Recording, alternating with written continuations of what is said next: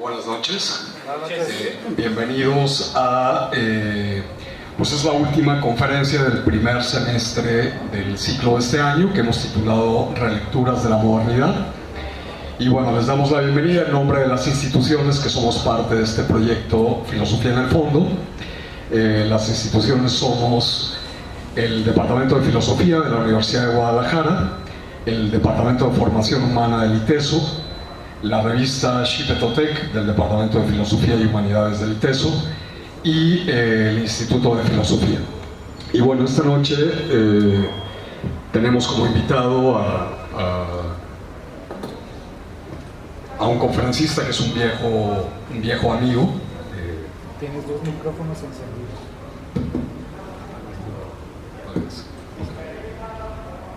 Y les voy a hacer una presentación formal de él, como acostumbramos aquí en el fondo. Bueno, tenemos al doctor Antonio Sánchez Antillón, que es licenciado en Filosofía por el Instituto Libre de Filosofía y Ciencias. Es también licenciado en Psicología por la Universidad Iberoamericana de la Ciudad de México. Yo creo que es el otro.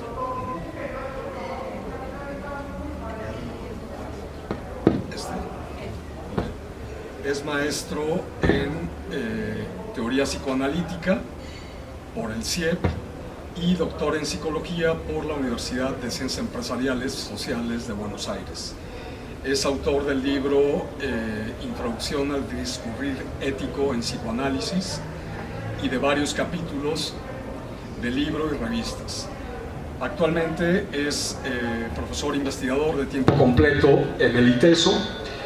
Pertenece al Sistema Nacional de Investigadores y sus líneas de investigación son los ideales de las colectividades, la ética del cuidado y del bien decir en procesos psicoterapéuticos.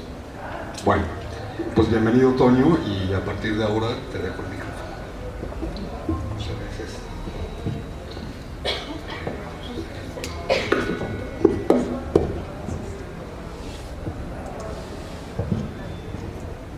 Buenas noches a todos.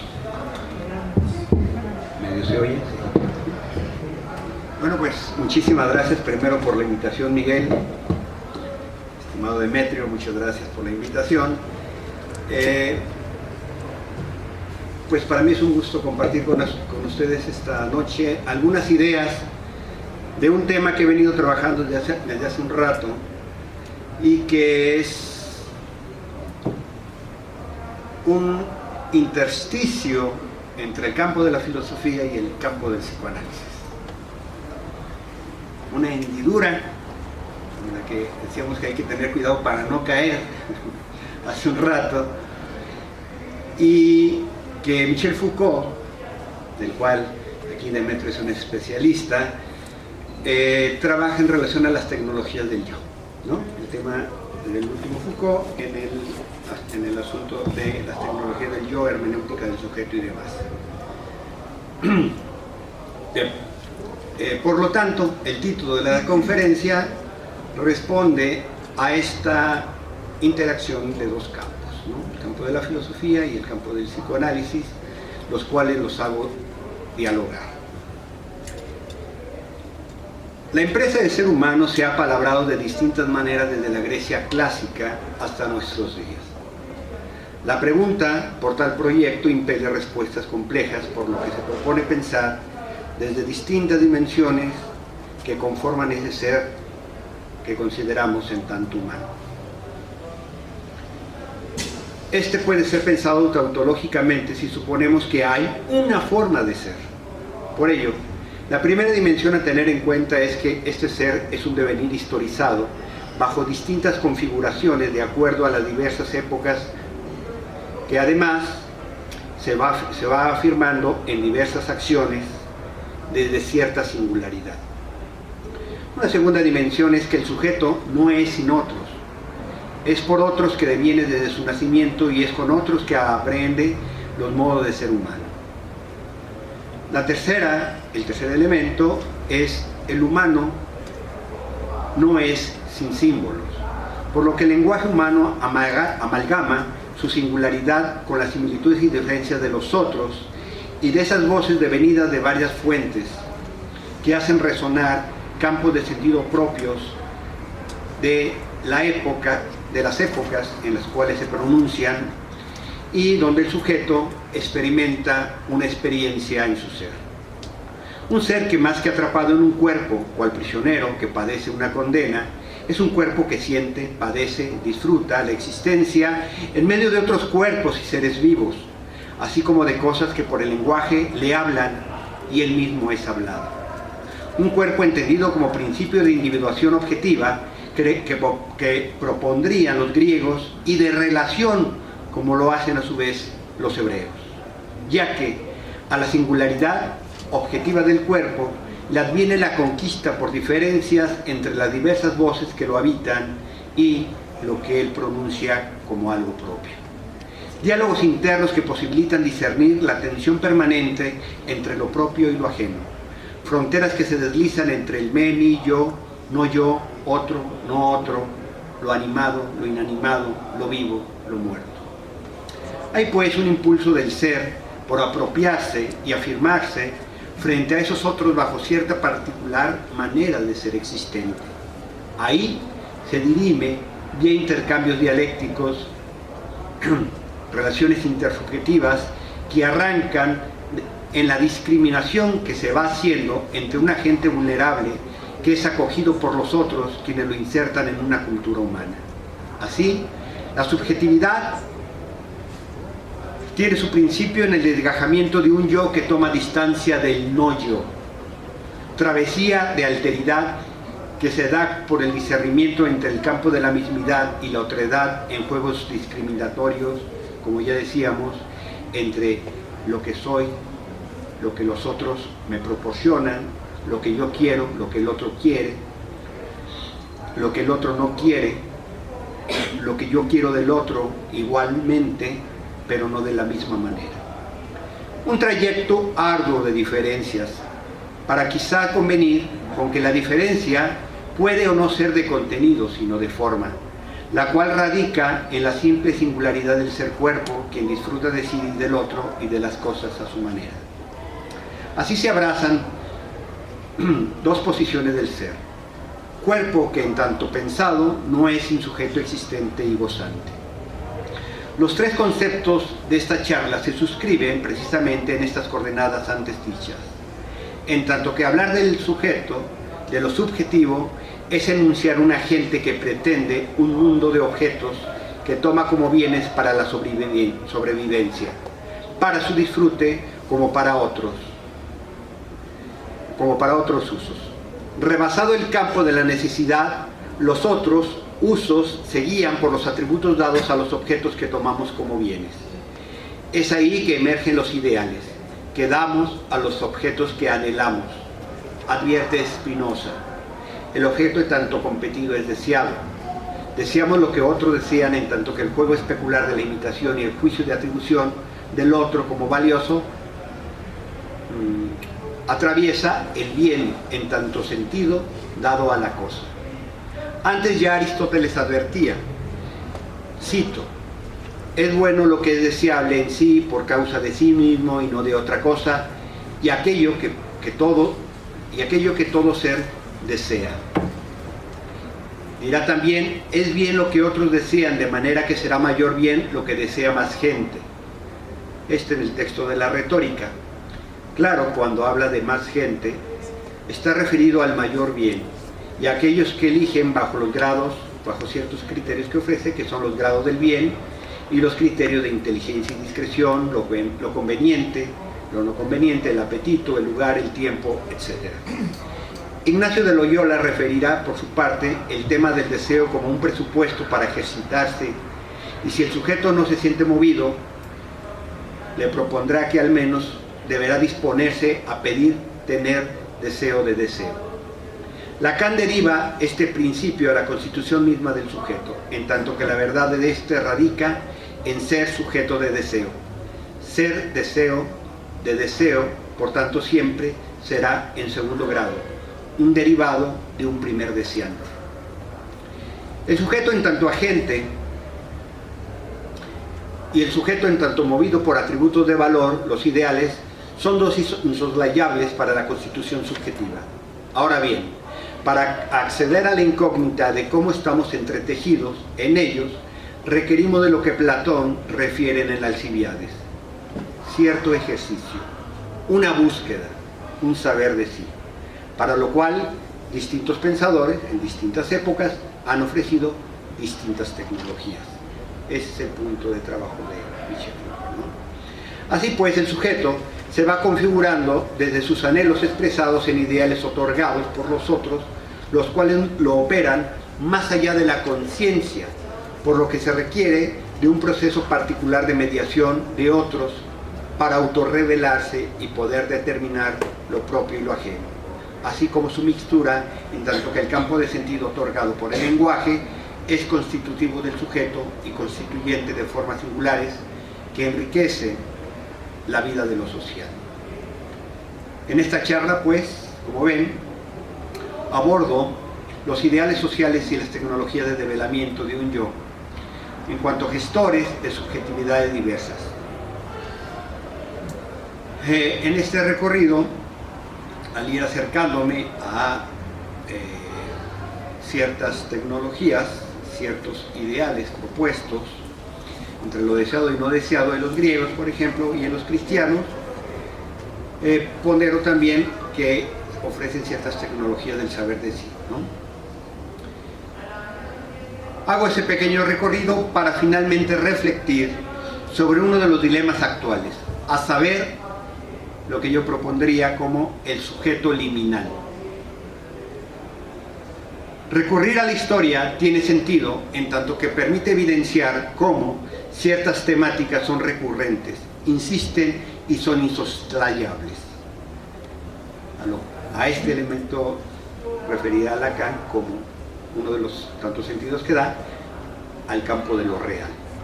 Dirá Foucault: regresar la mirada al pasado para encontrar no un origen pristino, sino al modo del genealogista evidenciar la emergencia, la procedencia, el punto de surgimiento, la aparición de un dilema, en donde, por ejemplo, pensar el concepto de lo bueno o lo malo no solo es hablar de la energía ejercida por los fuertes y la reacción reactiva de los débiles.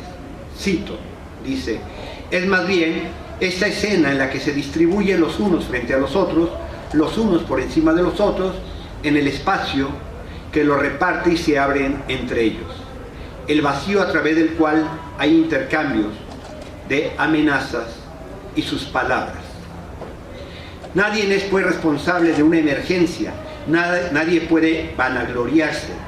Esta se produce siempre en el intersticio. Volvemos a la palabra maldita que nos acompañó cuando nos sentamos aquí. Cuando miramos el pasado es porque algo del presente nos es problemático. Si miramos la recurrencia del pasado, quizás se puede clarificar los dilemas recurrentes, de modo que lo que ahora nos parece emergente no es sino la consecución de una escena teatral previa que nos ha pasado apercibida o que la tenemos tan naturalizada que se vuelve obvia y por tanto la obviamos. Siguiendo el consejo de Nietzsche, miremos el pasado no para añorarlo o para tenerlo como modelo, como haría el anticuario, sino para juzgarlo, desarraigarlo o potenciarlo a favor de la afirmación de la vida.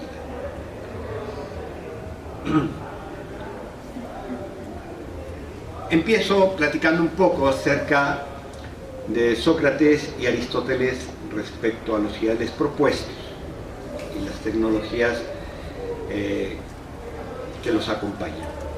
En el Alcibiades,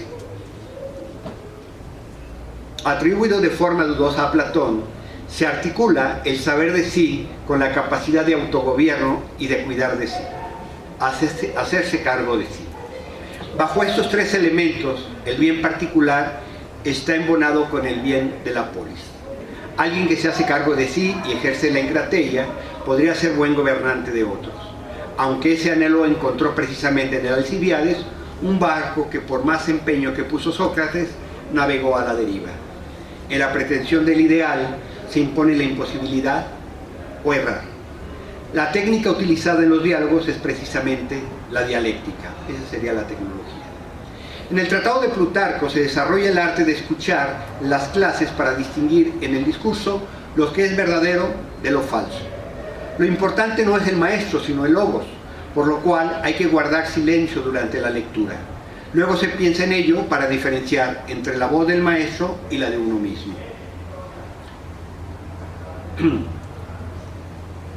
Los primeros cristianos, como refiere Filón de Alejandría, hacían banquetes de silencio en contraposición a los festines disolutos con vinos jóvenes, diversiones y diálogos grecorromanos. En ellos el texto bíblico era el logos revelado, el cual se tenía que discernir para adecuar esa verdad a la propia vida. Un elemento fundamental que pondera Foucault al comparar las tecnologías de Epicteto y San Juan Casiano es que el primero propone observar los propios pensamientos, las representaciones, para diferenciar en ellas su autenticidad, de modo de cómo se catan las monedas. Mientras que con el cristiano, con Juan Casiano, hacen intervenir un personaje nuevo, el demonio, como fuente de engaño. Por lo que el discernimiento de las representaciones toma un giro. Ahora se trata de dilucidar si en ellas hay concupiscencia o no. Hay dos ejes a diferenciar que me permiten leer de cierta manera las tecnologías del yo de Foucault. Una es la constitución subjetiva y otra su deconstrucción. La primera se rige bajo las coordenadas de la moral heredada de una época determinada, en una comunidad, en una familia muy concreta, donde se ofrecen los mínimos de valor que hacen lo admisible y no admisible para pertenecer a ella. Esto no entra sino por el lenguaje. Estos signos de valor están transmitidos por la realidad simbólica del mundo, el cual de entrada le ofrecemos un juicio de valor, le atribuimos una valencia positiva o negativa por su deseabilidad o no de las cosas, así como por la versión que tenemos de ellas. El segundo elemento, que es la deconstrucción, son las diversas formas de entrenamiento que encuentran en las escuelas filosóficas y que tienen por objeto una disciplina, un saber así, con la finalidad de una participación diferente sobre el discurso recibido. Así pues, ya desde Aristóteles en su Ética se reconoce que la búsqueda del placer y de evitar el dolor son coordenadas primarias en la forma en que valoramos el mundo. Buscamos el placer y tratamos de evitar el displacer o el dolor, nos menciona. Siguiendo a este filósofo podemos evidenciar que las configuraciones subjetivas se delinean precisamente en cómo nos afirmamos o negamos frente a este binomio. Así pues, quien trata de evitar el displacer, el dolor, el esfuerzo, puede encontrar mayores dolores. Quien trata de vivir solo del placer en su extremo, encuentra en ello también el dolor. Quien trata de anular todo placer, padecerá en la ausencia de ese placer. A modo, lo dice irónicamente en la Ética, dice, ¿cómo podemos pensar a alguien que puede anular todo todo placer? Dice, a modo que sea como las piedras, ¿verdad? Por lo que en su propuesta, Aristóteles nos habla que el exceso, como la carencia, son extremos no deseables. Son el presupuesto del vicio. El hombre virtuoso será, por tanto, el del término medio.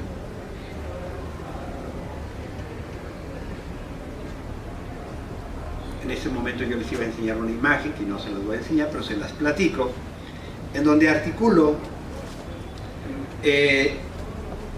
Aristóteles, los estoicos y la perspectiva cristiana respecto al tipo del hombre esperado y la tecnología propuesta, ¿no?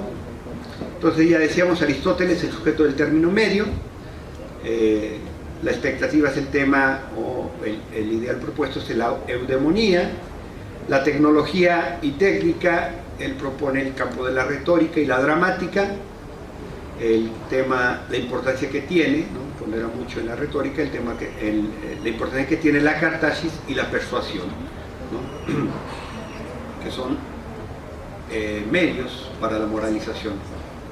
Los estoicos hablan del autogobierno y de la fortaleza, van a proponer una serie de ejercicios como la Melet, que es la meditación, una serie de ejercicios imaginarios para afrontar acontecimientos y utilizar recursos de los que, para generar discursos que se dispongan para cuando sea realmente necesario. También propondrán ejercicios ambulatorios, en donde en estos ejercicios peripatéticos se hará un juego erístico entre preguntas y respuestas.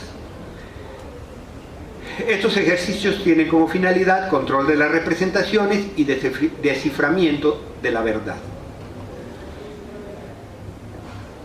Los cristianos, como ya decíamos, también harán sus propuestas dependiendo de la distinta tecnología, dependiendo de la distinta época. Los monacales harán ciertas propuestas, los mendicantes otras propuestas, los mixtos, lo de contemplación en la acción, ¿no?, que son los hijos de los hijos de San Ignacio, los jesuitas, propondrán este otro campo en donde el tema de la virtud sería en el campo de la acción. Bueno, alrededor de esto pues se articula los elementos que he dicho y que tienen como título la conferencia: los ideales, el conocimiento de sí y por lo tanto emergencias de subjetividad.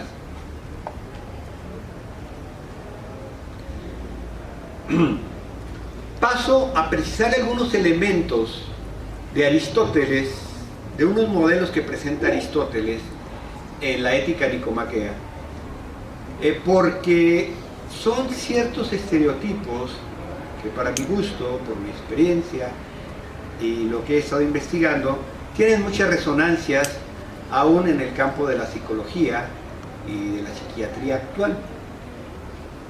Primero, en el libro 7 de la Ética, Aristóteles va a hacer ciertos redondeos, ciertos asegúnes que va a hacer, ¿no?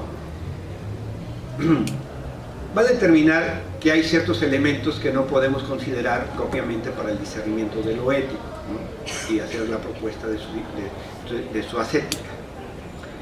Y eso tiene que ver cuando, por ejemplo, hay una serie de situaciones en las cuales no se participa por voluntad, sino, por ejemplo, por azar, cuando hay sucesos por causas de algo fortuito; por naturaleza, cuando alguien nace con algún defecto o daño físico; o cuando el sujeto padece actos de violencia contra su deseo y razonamiento. Entonces va a hablar los que padecen por actos injustos o lujuriosos. Estos tres asegúnes son importantísimos, ¿no?, porque delimitan muy claramente qué puede estar en el campo de la voluntad y qué no. Sensatez básica. Luego, los perfiles que genera, va a hablar de 3 y 3. El incontinente, al cual va a contraponer su deseable; el continente, el que resiste; el desenfrenado, su deseable sería el templado, el que prefiere; y el licencioso, al cual contrapone un sujeto morigerado, el cual no está ya en el pleito de sí quiero pero me aguanto, no es movido ni siquiera a tentación. Esos son los modelos que él presenta. Vean los elementos que atribuye al incontinente, para los que andan por acá, que son del campo del psicoanálisis. Abran el oído y vean los criterios que utiliza, que son re interesantes. El incontinente es arrastrado por la pasión, aunque no cree en lo inmediato. Le ganan las ganas, aunque sabe que no debería, ¿verdad?, pero le ganan las ganas. Ese sería el incontinente. El desenfrenado obra deliberadamente, tenga o no deseo. Cree que debe obrar el exceso e inmediatez de placeres corporales. Vean esto, es interesante. Obra deliberadamente, tenga o no deseo, porque va por ahí, trae un imperativo de cree que debe obrar en el exceso e inmediatez de placeres corporales, porque se dio la situación, así tiene que ser, ¿no? lógica, ¿no? Dice de estos que rehuyen molestias, aún las moderadas, no las aguantan, no se esfuerzan, la molestia no la aguantan. Los licenciosos obran deliberadamente, dice, el exceso por el exceso de cosas agradables y no se arrepienten. Con el psicoanálisis piensen en el campo de lo que llamamos la histeria, la obsesión, la perversión, y cuáles criterios coinciden, ¿no? Pero luego dice que hay otros a los cuales en algún momento les llama, situaciones de bestialidad, ¿no? Como los pueblos vecinos que se comen el feto y con los caníbales y demás, ¿no? Por ejemplo. Pero dice, hay otros que no ponen esas tres categorías. Dice, los obstinados que se atienen solo a su razón, movidos por el placer y el dolor, se gozan de no ser persuadidos. Los iracundos, que si la razón o sentido le dicen que es agradable, va sobre ellos, vencidos por el apetito, pero gozan de ese ultraje. Luego va a decir los testarudos, los ignorantes y los incivilizados. Los incivilizados es cuando habla de estos que se comían la carnita del otro, ¿no? Discutiendo ese mismo tema, Séneca, en el trabajo de Sobre la ira, nos va a agregar otros elementos bien interesantes. Dice, los que tienen hábito de crueldad, que se complacen en derramar sangre, se encuentran dominados por la ira cuando matan a aquellos de quienes no han recibido injurias ni creen haberlas recibido. ¿Vean? Diferencia, no lo hacen por ira. Dice, esto no es ira, es ferocidad, no dada por recibir injuria alguna, ni por imaginarla. Hiere y desgarra, no por venganza, sino por placer. Los crueles por pasatiempo ríen y se complacen, se embriagan en profunda delicia y su semblante está muy lejos de expresar ira. Gozan en ello. Vean, este es un criterio bien interesante. Bueno, en esta ética que nos propone Aristóteles está en juego el tema de la intensidad, ¿no? De los efectos y de la respuesta del sujeto, los modelos o estereotipos que les mencioné. Menciono nada más el tema de la intensidad, porque es un criterio que para la actualidad no es desperdiciable. Nos va a decir que el primer encuentro con el estímulo es displacentero. Solo con la costumbre se vuelve placentero. Luego otro elemento, un maticito. La naturaleza tiende a la expresión libre. Cualquier obstáculo a ese placer natural se vive como forzado, cualquier elemento que le haga de obstáculo. Y luego va a ser un reconocimiento propio de ese horizonte, que es reconocer que los placeres del cuerpo son susceptibles de exceso. ¿Okay? Hay que ir a lo primero para saber cómo calaban la carne, ¿no? Cómo la medían y cómo veían ahí los elementos en juego. Entonces ya dijimos, en el exceso pues estaba el vicio, ¿verdad? O en la carencia. Les leo esto. ¿Acaso son pocos y raros los que violan la ley? Por todas partes, y como a señal dada, se precipitan todos para confundir el bien y el mal. No está seguro hoy el huésped con el huésped, el suegro con el yerno. El cariño fraternal es cosa rara. El esposo pone acechanzas a la esposa y esta a su marido. Las terribles madrastras preparan el lívido veneno y el hijo, antes de tiempo, investiga los años de su padre, pues ya espera sin querer invertir esfuerzo, la herencia. Estos elementos les suenan parecidos. ¿De dónde creen que los sacan? le ponía yo news, ¿no? Noticias nuevas. ¿Le suena parecido a algo del actual o no? ¿Sí lo escucharon? ¿Sí le resonó algo de lo familiar a lo actual? Esto está tomado también de Sobre la ira de Séneca. ¿Sí? ¿Uno, dos? Interesante, ¿no? Interesante.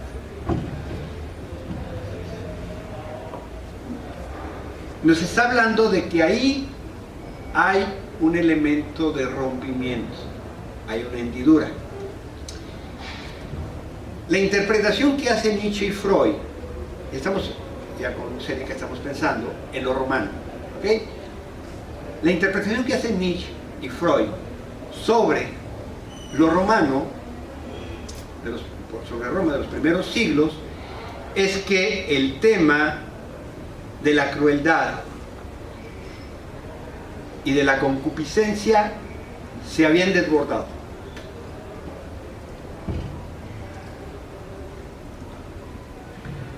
Y por lo tanto, el valor del placer, del amor, había perdido su fuerza.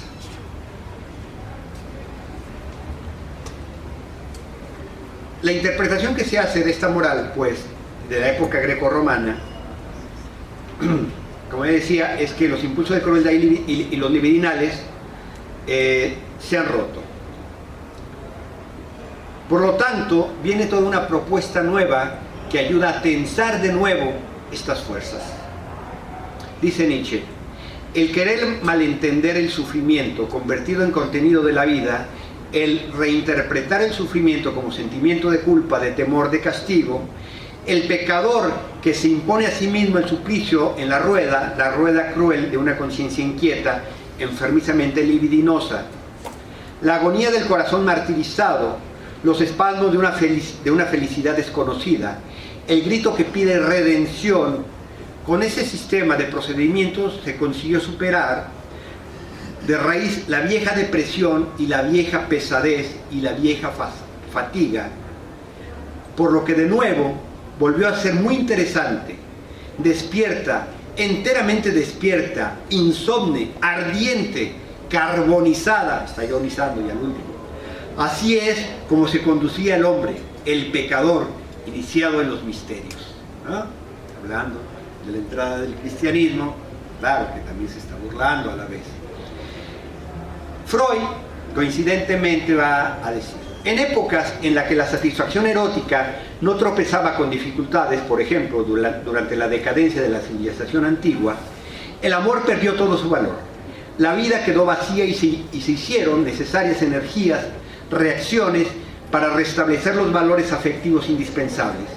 En ese sentido, puede afirmarse que la corriente ascética del cristianismo creó para el amor valoraciones psíquicas que la antigüedad pagana no había podido ofrenderla jamás. Esta valoración alcanzó su máximo nivel en los monjes ascéticos, cuya vida no era sino una continua lucha contra la tentación libidinosa. La lectura de estos modernos es que el sujeto de la época victoriana es el heredero de siglos de disciplina ascética que pretende domeñar el impulso concupiscible e irascible, y con un lenguaje propio de la ciencia moderna lo definirán como neurótico. Esto es bien interesante, los dos lo mencionan. Así lo enuncia Nietzsche cuando refiere que la doctrina ascética acerca del pecado obtiene una vez más un gran triunfo. La neurosis religiosa aparece como una forma del ser malvado. En ello, dice, no hay duda. Pero ¿qué es la neurosis? Dice, hablando a grandes rasgos, el ideal ascético y su culto sublimemente moral, esa ingeniosísima despreocupación y peligrosísima sistematización de todos los medios del desenfreno, del sentimiento bajo la protección de propósitos santos, se ha inscrito en un modo terrible e inolvidable. Y va a poner ejemplos ahí en la genealogía de la moral, como los ataques histéricos de las endemoniadas, ataques epilépticos, etc. Y le va a llamar a eso neurosis, Nietzsche. De Freud no nos es extraño que lo haga, porque él toma la problemática del humano con el aparato médico. de un médico formado, de un neurólogo formado en la tecnología médica del siglo XVIII y siglo XIX. Refiere, por lo tanto, Freud, la religión sancionó cada uno de sus progresos y cada fragmento de satisfacción pulsional a que se renunciaba era sacrificado a la divinidad y al patrimonio común. Y así adquirido este sacrificio, se le declaró sagrado. Los ideales propios de la moral cristiana generaron fenómenos residuales. Entonces estamos hablando de la emergencia de un tipo de sujeto reconocido por ambos, no visible previamente, ¿ok? Otra vez, hay un momento de intersticio de época, y siguiendo a Foucault en este tema de cómo leer la genealogía, un elemento de emergencia de algo que no había. ¿Sí? Eso es lo que ellos proponen.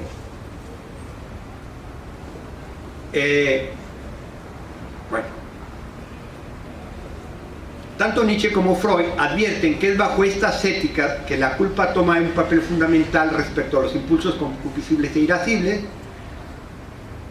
Nietzsche propondrá que alrededor de esta moral del esclavo se gesta el sujeto de la mala conciencia y del resentimiento. Freud, desde su experiencia clínica, diferencia el campo del arrepentimiento del de la culpa. El primero es frente al acto consumado y es consciente, dice, mientras que la culpa está antes del acto, en la intención misma, y es inconsciente. Y ahí toda una discusión bien interesante de Freud, de la teoría freudiana, en la cual se mete Sartre, por ejemplo, sobre el tema, ¿puede haber sentimiento de culpa?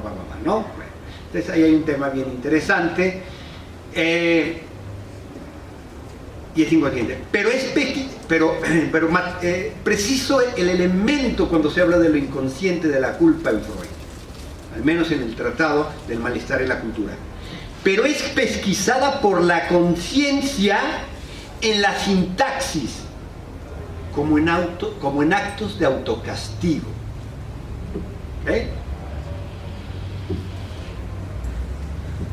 Ambos autores desmitifican los valores cristianos del sacrificio al evidenciar, dice Nietzsche, que es un tipo de suicidio cotidiano, y Freud lo refiere como propio de un masoquismo moral, de tal modo que los ascetas que pretenden la ataraxia y la apateia caen de bruces ante esta verdad. El sufrimiento es otra modalidad de gozar. Así pues, tanto el que impone el imperativo de Creonte como la heroica Antígona sufriente juegan a la atrocidad humana y gozan, sea en hacer sufrir contra toda razón, o aceptan el sufrimiento como una voz del destino dada por los dioses, ordenada por los dioses, pues se piensan desde la muerte, como bien refiere Antígona. Le dice a Creonte, ¿y si me matas? ¿Y qué? Yo ya estaba muerta desde antes, ¿no? Como dicen acá en el pueblo. Bien. Hasta aquí, como ven, lo que trato de ponderar es esta emergencia de un sujeto frente al cual se genera toda una tecnología. Nietzsche no la genera, Freud sí la genera, digamos el psicoanálisis, que atiende, y él lo va a reconocer, Freud, los fenómenos residuales de esta moral cristiana. El sujeto de la represión, el sujeto que falla a la represión, ¿sí? El sujeto que no acata los ideales de la moral cristiana y moderna. Les va a llamar histéricos, neuróticos, perversos. ¿Ok?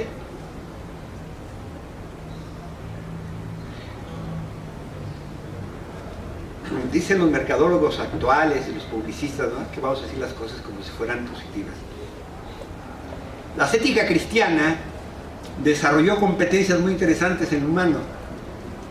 Una supervigilancia de los placeres, tanto a nivel del proceso de pensamiento como en la ejecución del acto. El sujeto virtuoso es el que renuncia a los excesos, por lo tanto, para no ser vicioso, se va al otro extremo, sobre todo el de la ascética monacal, que sería la búsqueda de la carencia. Para la perspectiva aristotélica sería vicioso el cristiano monacal, ¿no?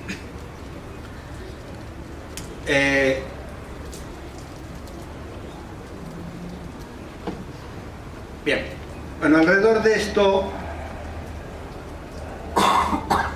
yo creo que la intuición que hace Freud es bien interesante cuando uno compara la posición de la genealogía de la moral de Nietzsche con la interpretación de la historia en El malestar de la cultura, en el texto de 1908 sobre la nerviosidad moderna de Freud, el tratado sobre los 3 ensayos de sexualidad y demás. Es muy interesante compararlos porque yo digo, mira, el de más estirpe cristiana, que es Nietzsche, ve muy bien dónde se desarrolla la culpa del judío, y el judío ve muy bien dónde está el intersticio del cristiano, este tema de la culpa, ¿no?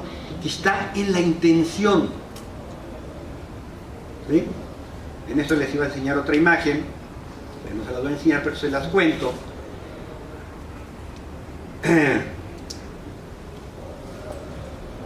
La narrativa cristiana estaría en relación a seducción, tentación, caída, castigo, redención o condena eterna.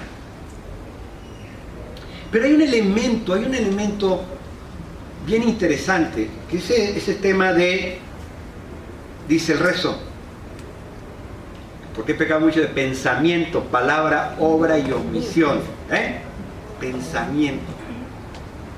Y entonces hay todo un dilema de los monásticos, ¿no? En sus escritos, que pondera Foucault, y yo en un análisis que hago sobre San Juan Clímaco y Foucault en San Juan Casiano, que es el tema del consentimiento,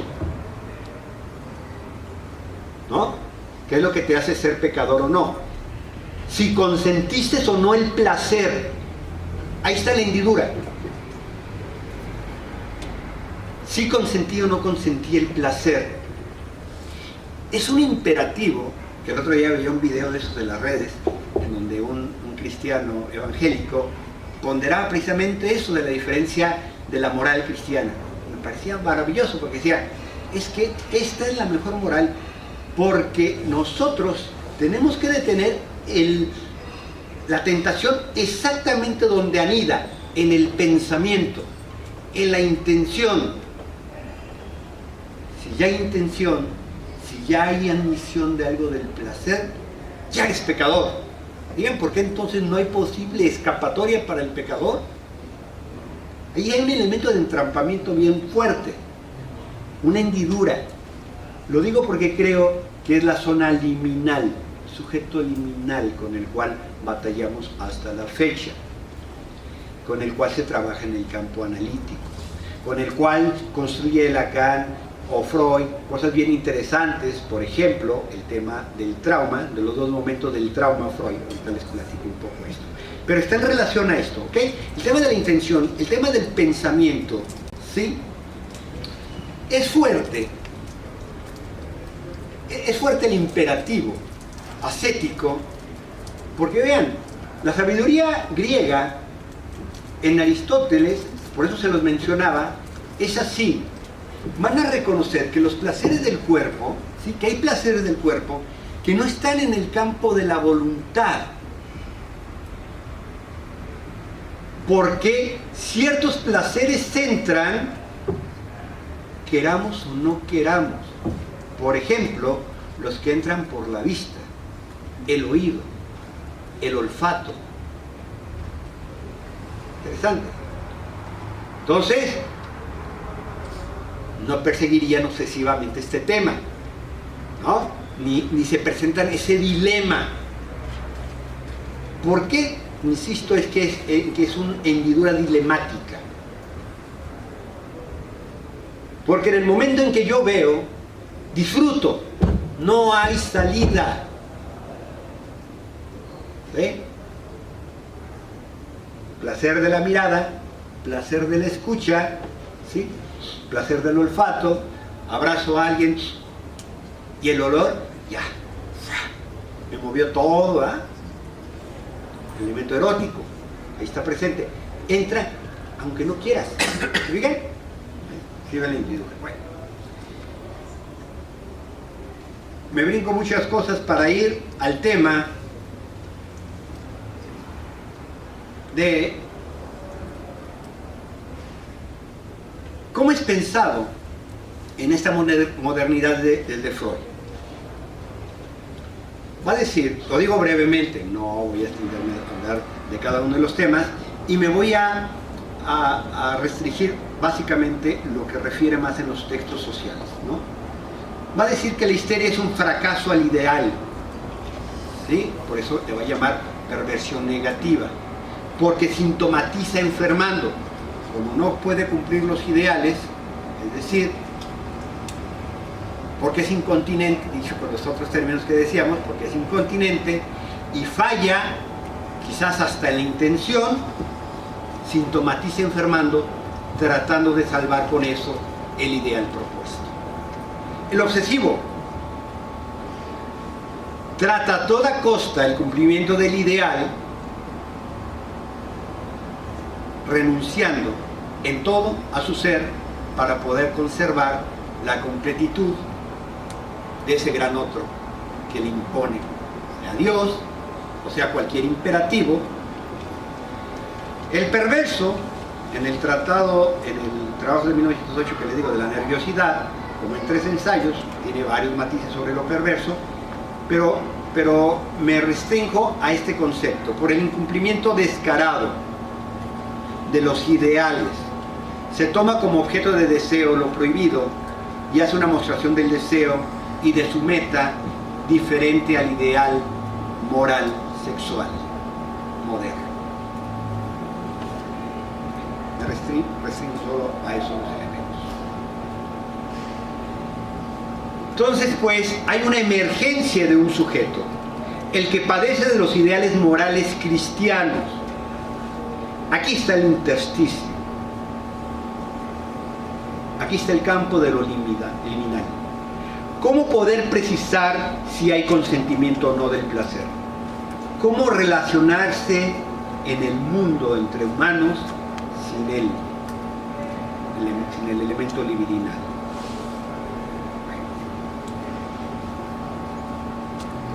Freud, entonces, Freud lo que asume trabajar es un sujeto histérico obsesivo al cual le llama sujeto traumatizado. Entonces utiliza una metáfora que viene del campo de la medicina, que tiene que ver con un desgarramiento, y es una metáfora que le va a ir cosiendo y le va a ir convirtiendo para otro campo, ¿no? Ese desgarramiento lo voy a pensar después como en el campo de lo simbólico. El diccionario del psicoanálisis de Laplanche-Pontelly nos va a decir que el trauma, bueno, hay tres conceptos de trauma que son los que voy a ponderar para apreciar esta problemática de lo actual.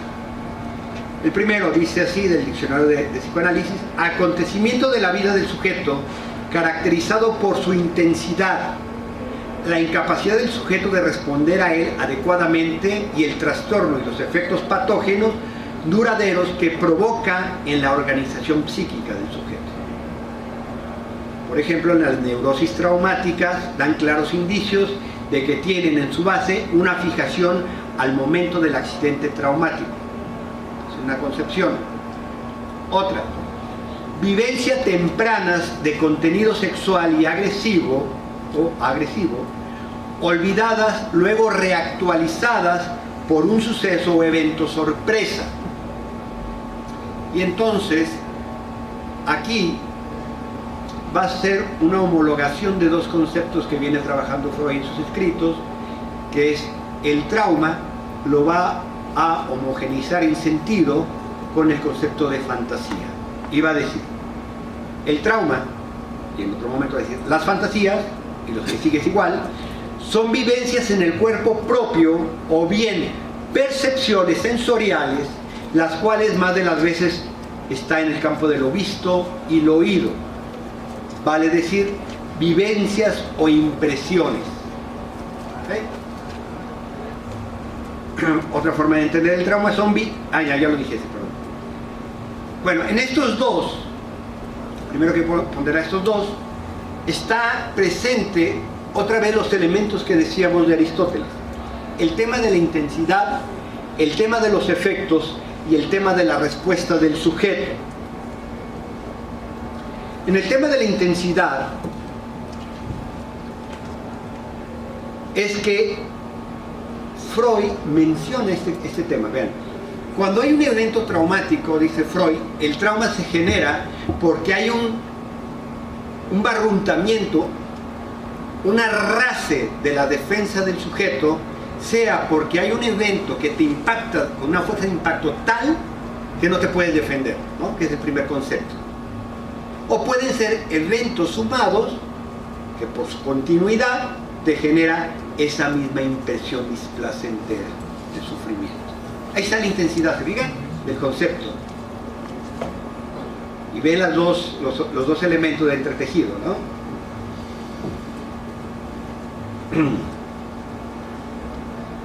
El segundo, como decía, es el tema de la fantasía. Entonces, algo nos puede afectar por el impacto real. Hay un trauma real, lo vivimos, ¿sí? O por el campo de lo simbolizado, por lo que nosotros significamos del evento, ¿sí?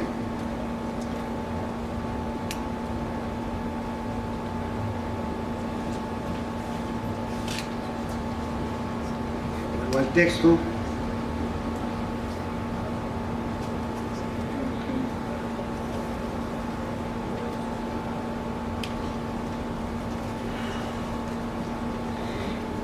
Freud también va a decir, dice, de las expresiones frente a estos dos eventos que hasta ahorita he mencionado, pueden haber expresiones positivas y negativas. Las positivas, ¿sí?, tratan de evadir o reprimir la experiencia.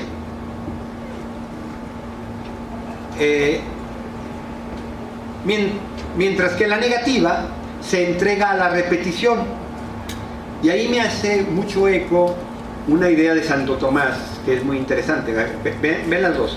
Una, frente a un evento traumático, sea por cualquiera de las dos causas que hemos dicho, ¿no?, el sujeto tiende a evitar cualquier situación que se le parezca. Es más, dice él, va a desplazar en algún objeto en el cual inconscientemente le va a atribuir un rasgo de la experiencia, y entonces emerge el afecto en otro lado, pero sin la representación, por desplazamiento.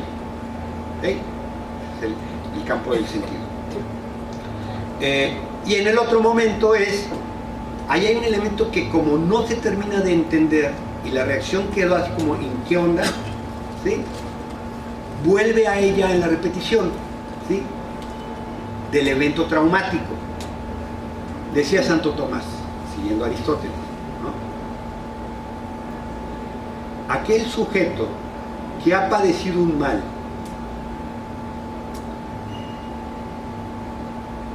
se entrega a los placeres lujuriosos o desordenados de forma impulsiva. Bien, interesante la idea, consonante con este segundo sujeto que actúa de acuerdo a cierta experiencia traumática. Bien, pero ¿qué onda con nosotros actualmente? Cito a nuestro querido Baudrillard, que dice: si fuera preciso caracterizar el estado actual de las cosas, diría que se trata de lo posterior a la orgía. Ya no estamos en la época victoriana, ¿verdad? Dice él: la orgía es todo el momento explosivo de la modernidad, el de la liberación en todos los campos. Liberación política, liberación sexual, liberación de las fuerzas productivas, liberación de las fuerzas destructivas, liberación de la mujer, del niño, de las funciones inconscientes, liberación del arte, asunción de todos los modelos de representación, de todos los modelos de antirrepresentación, ha habido una orgía total de lo real, de lo racional, de lo sexual, de la crítica, de la anticrítica, del crecimiento, de la crisis del crecimiento. Hemos recorrido todos los caminos de la producción y de la superproducción virtual de objetos, de signos, mensajes, ideologías, placeres. Hoy todo está liberado.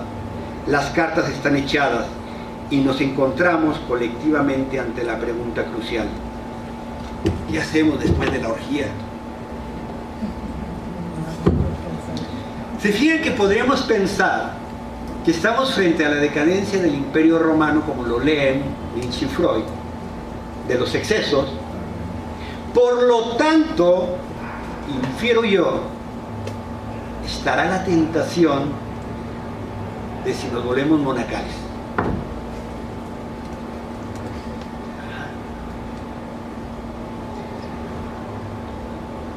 Ya termino con una idea para entrar al diálogo, ¿no?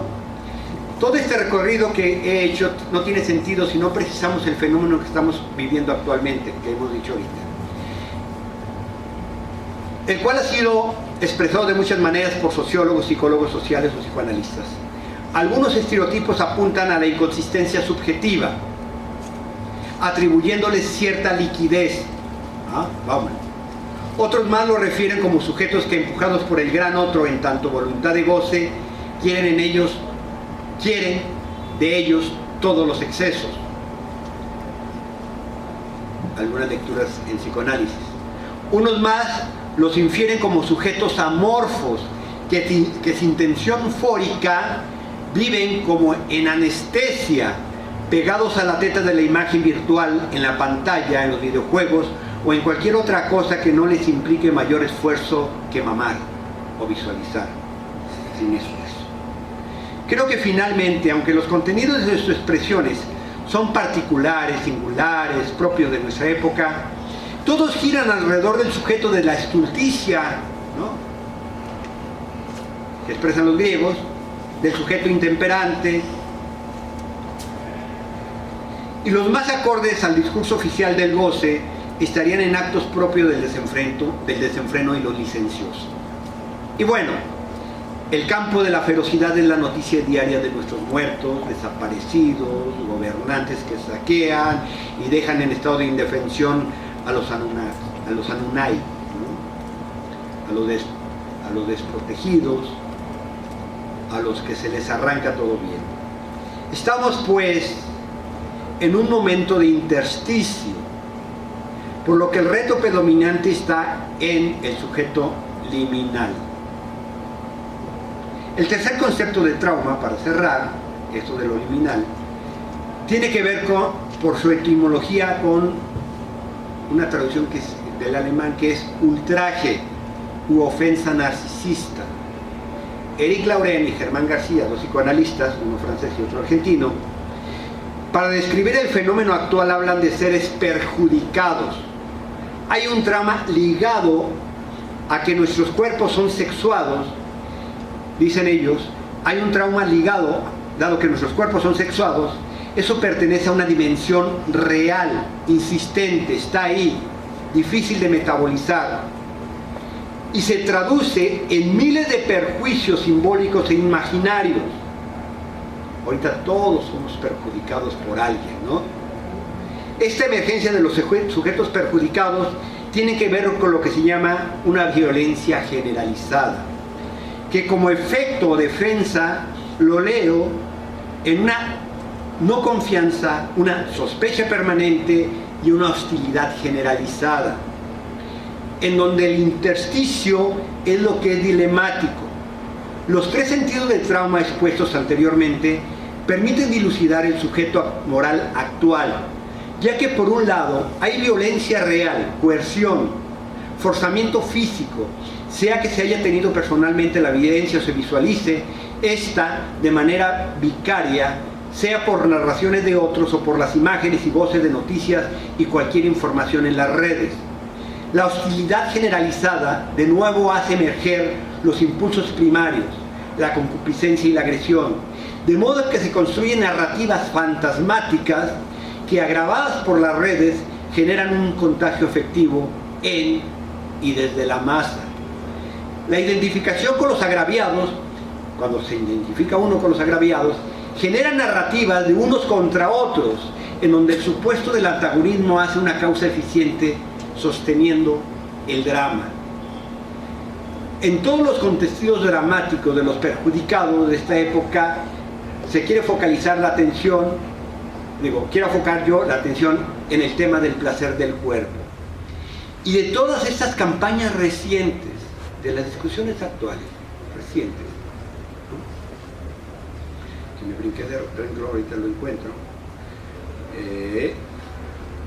Llegué a lo reciente, ya no quiero decirlo, ¿verdad?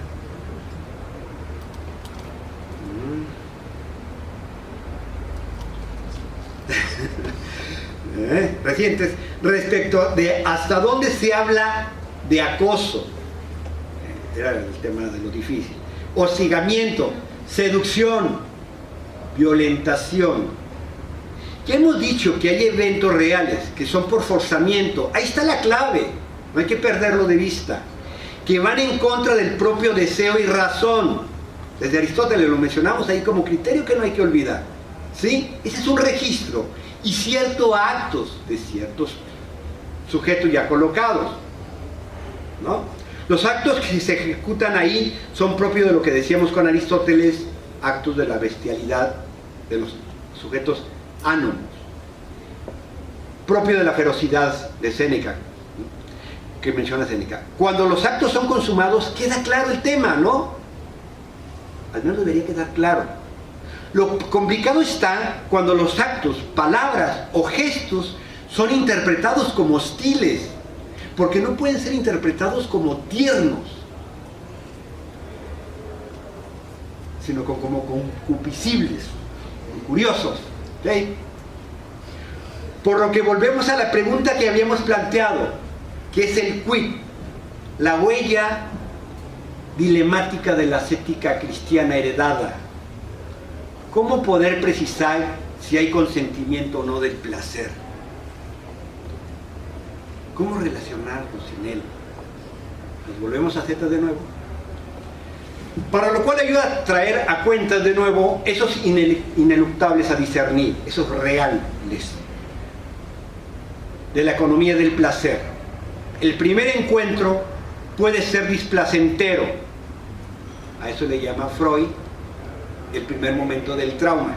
Dice, el niño tiene una experiencia de placer y como es por su intensidad desbordante, ¿sí?, es traumática, pero la manda al cajón del olvido. No es sino en la adolescencia cuando vuelve a tener otro evento que le genera el placer vivido en la infancia, que el sujeto cualifica, y es el segundo momento del trauma, la experiencia, ¿sí?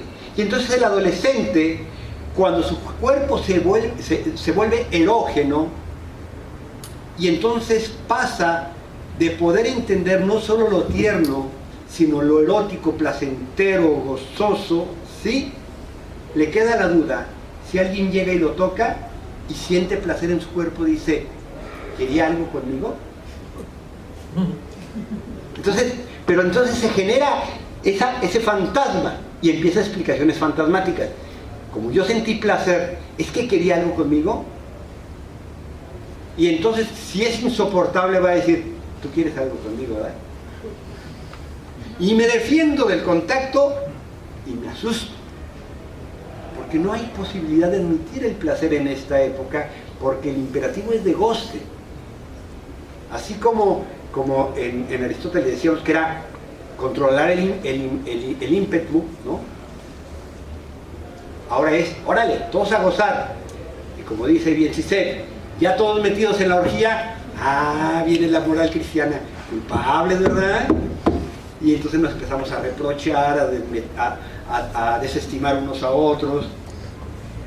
El imaginar la cosa, la sola posibilidad genera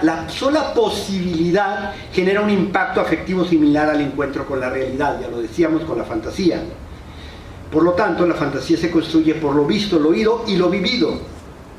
Y esta es la fuente que permite hacer un juicio de atribución sobre lo que es hostil o no. Si en las redes enriquecemos, y en la vida social saturamos un discurso donde una mirada es ya hostil, se vuelve discurso de verdad, es hostil. Por lo tanto, no me mires. Listo, pues hasta ahí. Bueno, vamos a dar ahora, tenemos todavía un tiempo para dialogar con Toño. Nada más antes un aviso, les decía que esta es la última conferencia del primer semestre de este ciclo. En este proyecto de Filosofía en el Fondo normalmente tomamos vacaciones en julio y volveremos en agosto. La siguiente conferencia será el 21 de agosto, estará a cargo del maestro Alfonso Romero Zúñiga y el título de la conferencia es Despertar del sueño dogmático, relecturas contemporáneas de David Hume. Entonces, bueno, por aquí los estaremos esperando en agosto. El otro aviso es, si se anotaron en esta lista, vamos a rifar al final un muy buen libro, no les digo todavía cuál es, pero bueno, quédense hasta el final, pueden ganar el libro de la rifa. Abrimos ahora el momento para, no sé si nos... Ah, ya tienes el micrófono. Bueno, entonces, el hombre es culpable por naturaleza. El hombre se siente culpable por naturaleza.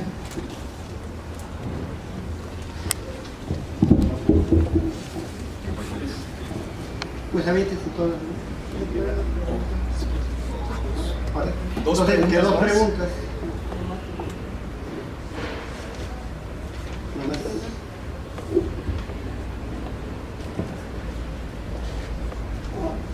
Buenas noches. Siento que se habló indistintamente del dolor y sufrimiento. Yo entiendo que el sufrimiento es como ya algo patológico, pero me gustaría que hiciera la diferencia entre el dolor y sufrimiento. Y bueno, esa. Gracias. Una más para responder de tres en tres.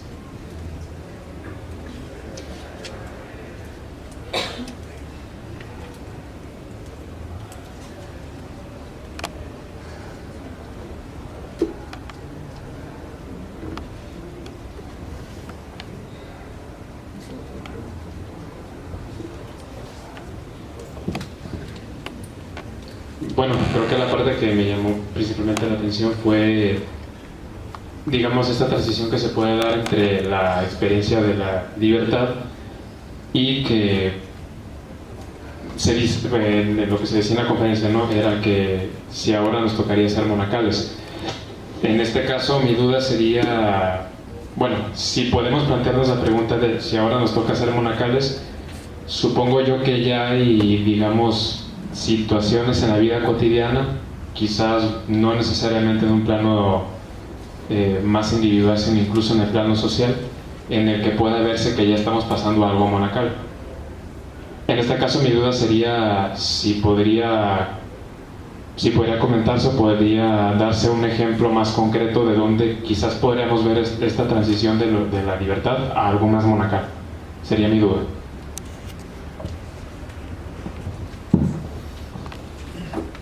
Sí, bueno, medio lo dije, cada una de las cosas, pero bueno, les platico. Primera, ¿cómo te llamas, perdón? Constantino. ¿Justo? Constantino. Constantino. Bueno, legalizamos la religión. No, precisamente todo lo contrario, ¿no? El tema de la culpa, ¿no? Con este connotado en donde hay una recriminación por el sentir placer, lo que trato de argumentar es que emerge desde la moralidad y de la ascética cristiana de los primeros siglos, es lo que trato de decir. Lo que podríamos suponer como un real, dicho por el mismo Aristóteles, desde la concepción naturalista que él propone, sí es que el primer elemento de impacto de los estímulos externos son dolorosos, que por su uso es que va conviniéndose el placer. Lo pone en la metafísica en un ejemplo muy sencillo que después Freud retoma en uno de sus escritos, que es este, ¿no? Dice, el sujeto, el niño, al nacer, cuando escucha los primeros sonidos, los sonidos son dolorosos. Solo a raíz del uso es que se desensibiliza y se vuelven placenteros. Eso, en el campo de lo erótico, ¿sí? Yo lo llevaría al campo de lo erótico, que es el tema de la intensidad, cuando habla ese pensamiento griego de que los placeres del cuerpo son susceptibles de exceso, ¿se acuerdan que lo decíamos? Y del otro principio, que era que apuntábamos ahorita, déjame ver, que se me fue el avión, ahí va. El primero es que el estímulo en sí mismo es una sobrecarga, ¿no? Esta intensidad del placer vivido. Recuerden cuando éramos púberes y nos tocaban y entonces hay una reacción así, ¿no? Como cuando besamos a los niños en la pancita y el cuerpo todo se estremece, ¿no? Es esa reacción de sobreintensidad que se experimenta en el goce. Eso es lo dilemático. Es un dilema. Yo no digo que hay un elemento necesariamente de culpa. El cristianismo sí puso ahí la sospecha. El psicoanálisis ahí entreteje una serie de cosas bien interesantes, hipótesis bien interesantes, que va a atribuir a las fantasías primordiales. Porque recuerden que al mito de Adán y Eva, Freud nos va a ofrecer el mito, así le va a llamar, el malestar de la cultura, el mito científico del Edipo. ¿Sí? En donde entonces va a sumarle a este elemento que genera cierta incomodidad, porque los primeros objetos de amor son prohibidos. ¿Sí? Este tema del Edipo. Ahí está el elemento que le agregan, cosiendo sobre la misma problemática. Y que por lo tanto hay una serie de fantasías infantiles que tratan de explicar eso que se está viviendo, o una serie de supuestos respecto a la relación que él tiene, en donde tiene que hacer una inferencia abstracta respecto a yo y mi madre y este tercero que tiene que ver en este juego relacional. ¿Sí? La relación de esto es que articula el psicoanálisis el tema. Ahora el segundo punto sobre el dolor y el sufrimiento. Dice que el sufrimiento es patológico, el dolor no. Bueno, en el libro que escribí precisamente hago todo en un capítulo, en el capítulo 4, desarrollo el tema de la pena. De la pena como dolor, ¿no? De la pena como sufrimiento. Algunos teóricos van a decir que el sufrimiento es el significado que le damos a las experiencias subjetivas de dolor, ¿no? Entonces ahí me gusta mucho Nietzsche, porque él nos remite en la genealogía de la moral. Se va, después de desmontar toda la tradición judeocristiana del pecado, va a decir, pero ¿de dónde viene este maldito resentimiento del humano, verdad? Va a decir, del dolor sordo del existir. Cuando el sujeto, ¿no?, se performaliza y entra la inteligencia y se suspenden los instintos y se da cuenta que tiene que hacerse cargo de sí, y cargo de sí en el mundo, es que emerge el primer dolor, el dolor de la existencia. El esfuerzo por vivir ya es doloroso. Tratar de evitar ese dolor nos puede llevar a dolores más fuertes. Es ahí que entonces va a hacer dialogar al cristianismo y dice, por no soportar ese dolor propio de la existencia, en donde tenemos que llenarla de sentido, es decir, Es insensato este dolor de la existencia. ¿Por qué tengo que sufrir por vivir? ¿Sí? ¿Sí? Es que viene una de dos. O este impulso cruel de contragoce, hago sufrir al otro para poder desquitarme de este dolor de la existencia que me emerge, o el cristiano que dice, en vez de hacer sufrir al otro, me hago sufrir a mí, me sacrifico. Ahí es alrededor que cose Nietzsche, de una forma maravillosa, ¿no? Visto desde lo que veíamos, pues las experiencias traumáticas son sufrimientos. Lo que yo creo que es importante, que no dije, porque ya no nos daba el tiempo, tenía un montón de otras cosas que iba a decir, pero ya no me dio el tiempo, era todos los prejuicios que hay en la actualidad, ¿no? Todos los supuestos que hay en la actualidad, ¿no? Las fantasías actuales. Y un poco quizás pueda contestar con esto también tu pregunta acerca de los monacales, ¿no?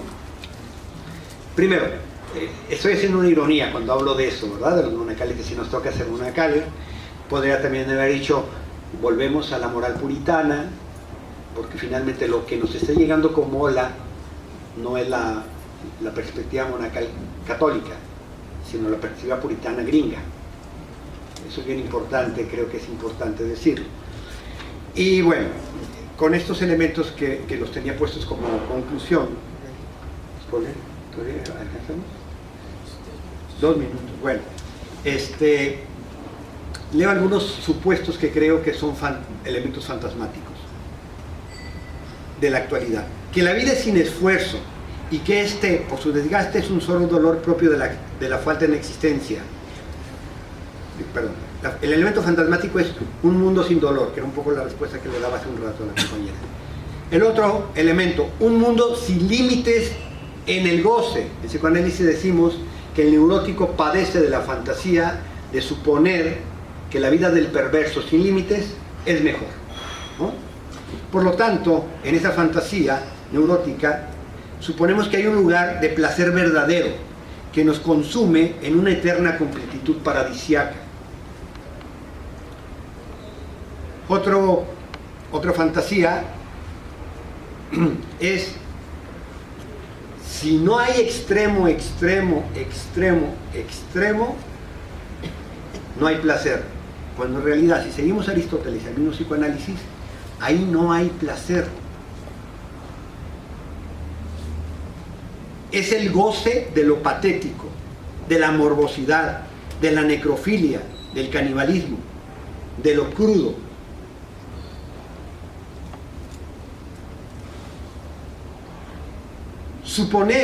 Otra de las fantasías es suponer que podemos vivir la vida social sin renunciar a ningún anhelo personal. Ese es otro elemento fantasmático.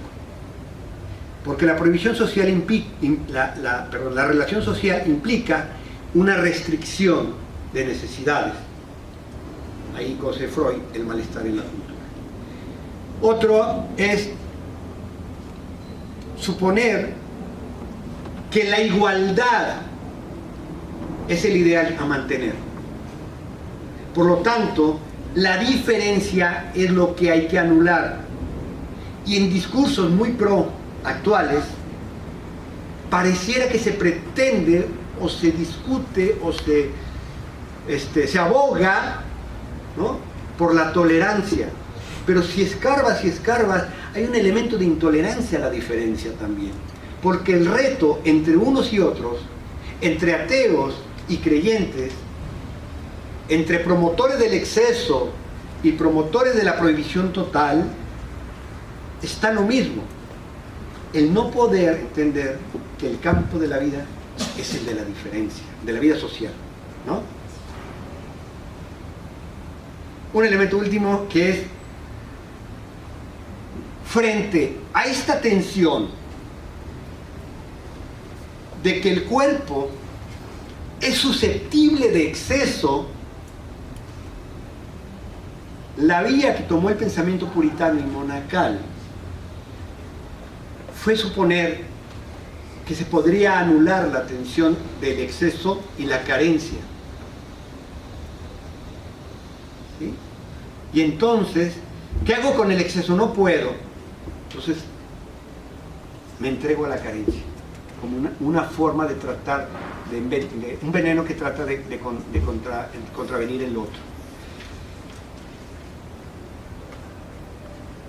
Yo sí creo que, si vemos en las redes sociales, por ejemplo, todo el tema del Me Too norteamericano, ¿sí? Por eso es lo puritano, es dilemático, hay que discutirlo, porque creo que si suponemos que las relaciones entre los humanos no tiene como sedimento lo que he enunciado hace un rato, que es que jugamos por ser deseo de otro, que es el elemento de la seducción básica de la relación social, ¿sí? Todos queremos caernos bien, porque queremos ser apreciados, estimados. Y si queremos anular eso, ¿sí? La gran tentación es decir, vamos a relacionarnos como si no sintiéramos nada. Es una salida fácil. Yo creo que hay que continuar manteniendo la tensión a riesgo de que hay algunos que la transgreden. Pero no por la transgresión venga la prohibición total. Amén. Bueno, vamos a rifar el libro y vamos a tener que desalojar el auditorio lo más pronto posible porque la librería cierra a las 9. ¿Me pasas esas hojitas? Bueno, pues le vamos a pedir a Toño que nos diga un número al azar, del 1 al 29. 23. 23. Oliver Suzueta.